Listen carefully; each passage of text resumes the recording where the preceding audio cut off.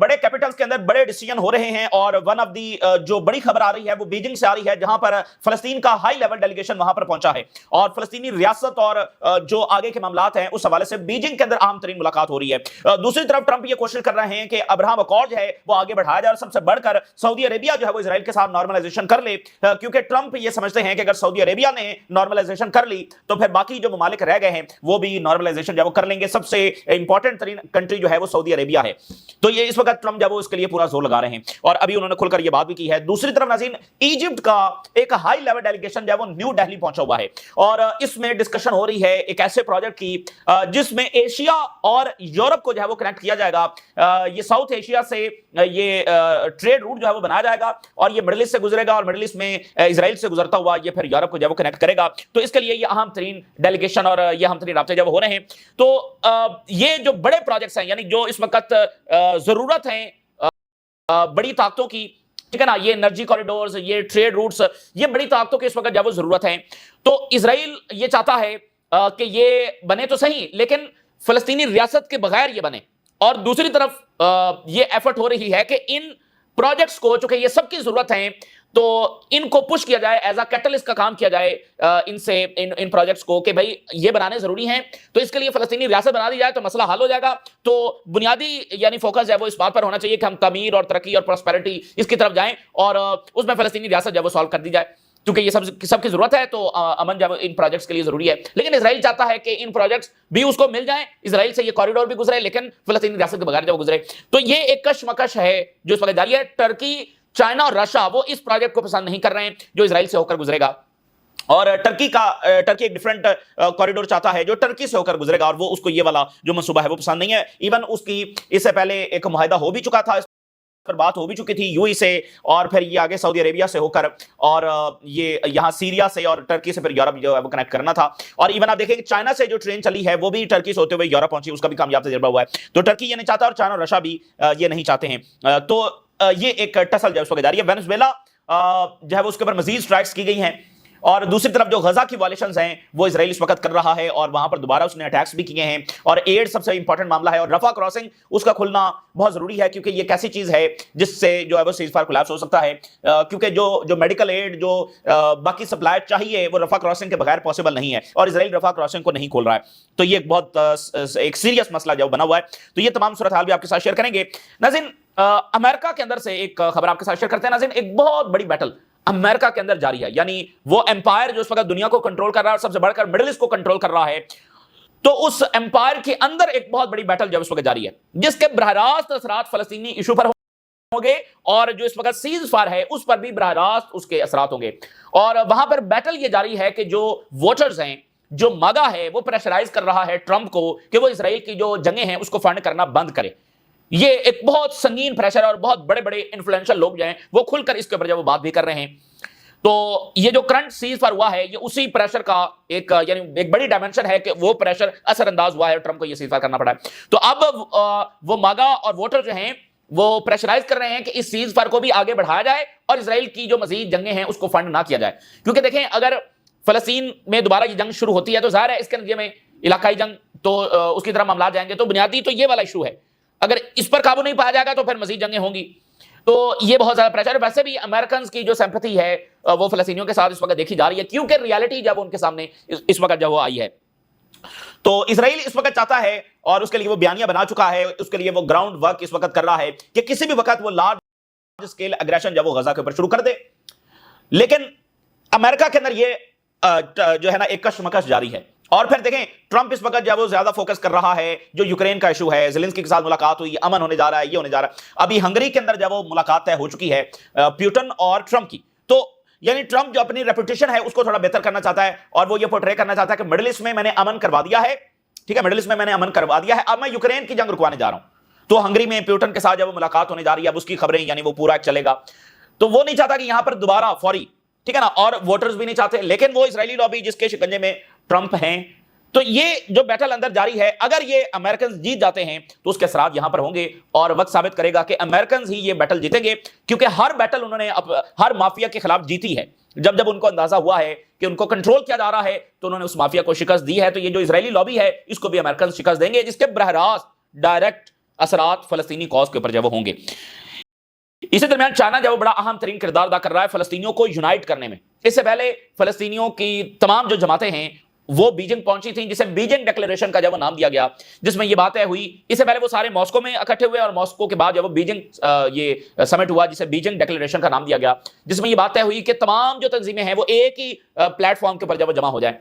तो अब जो है वो फलस्तीन का हाई लेवल डेलीगेशन जो है, यानी फलस्तीनी अथॉरिटी का हाई लेवल डेलीगेशन, और ये पहला विजिट है कई सालों के अंदर, तो उन्होंने जाकर दौरा किया। China and Palestine hold talks to strengthen cooperation, यानी फलस्तीनी अथॉरिटी का हाई लेवल डेलीगेशन वहां पर पहुंचा है फॉर पॉलिटिकल कंसल्टेशन। अब देख रहे हैं चाइना को मुकम्मल एतमाद में जो है वो लिया जा रहा है, और this mark the first official Palestinian visit to China in years.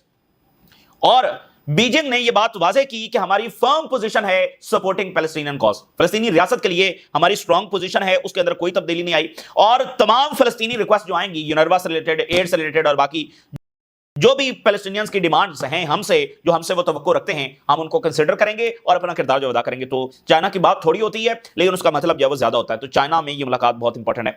दूसरा, ट्रंप ने कुछ देर पहले ये स्टेटमेंट जारी की है। ट्रंप सेज के ही expects expansion of the Abraham Accord soon, और इसमें सऊदी अरेबिया जो है वो ज्वाइन करे।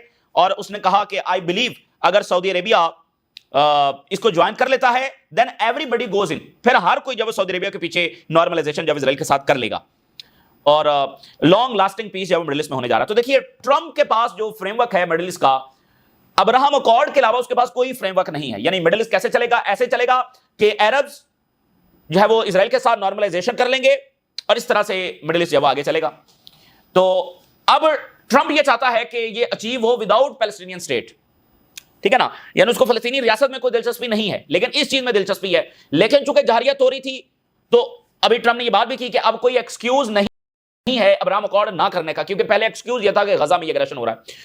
तो वो अब्राहम अकॉर्ड चाहता है विदाउट पैलेस्टीनियन स्टेट, और इजराइल भी चाहता है कि फलस्तीनी रियासत को कंडीशन ना किया जाए, उसके बगैर हमारे साथ नॉर्मलाइजेशन जब कर ली जाए, जैसे पहले हुई है।